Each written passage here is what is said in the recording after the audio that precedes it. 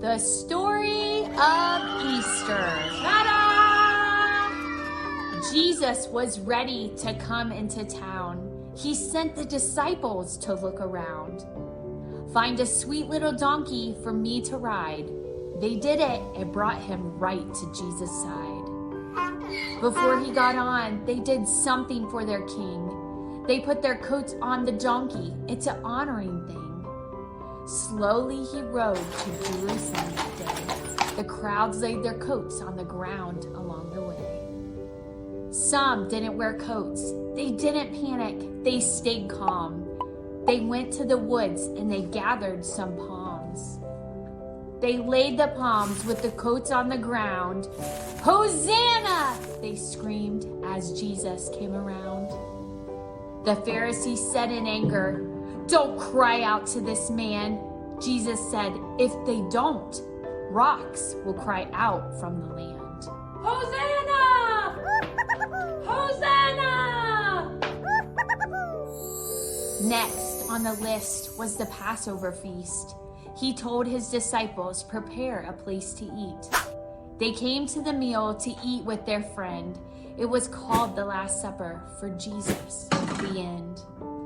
"We won't do this again," he said at the meal. "One of you will betray me. You made a bad deal." They all said, "Not me, Lord. I would never do that." But Judas hung his head right where he sat. "It's not me, is it, Lord?" Judas spoke up.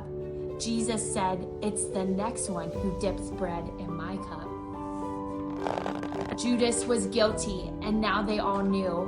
But Jesus went on. He had more to do. He lifted the bread and broke it in two. He said, "This is my body broken for you." He said, "This is my blood," as he lifted the cup. "It will flow from my side, but please don't give up.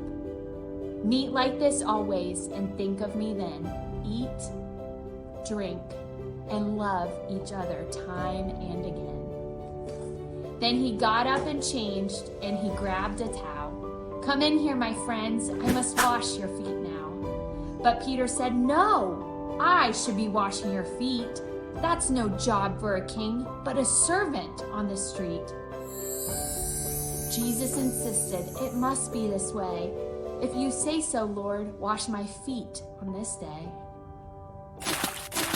Jesus was teaching them to serve everyone, be kind to all people under the sun. Soon they would leave to go and to pray. Then Judas and the soldiers would come take him away. Peter wanted to fight, but Jesus said, "No, this all must happen, so peacefully I'll go." They beat him and hung him high on a cross. They screamed, "Crucify him!" It won't be a loss. They didn't believe that he was God's son. Soon he would die. It was finished. It's done.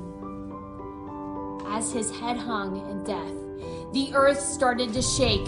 The soldiers and the people realized their mistake. The curtain in the temple ripped completely in two. Now God's Spirit could live in people like me and like you.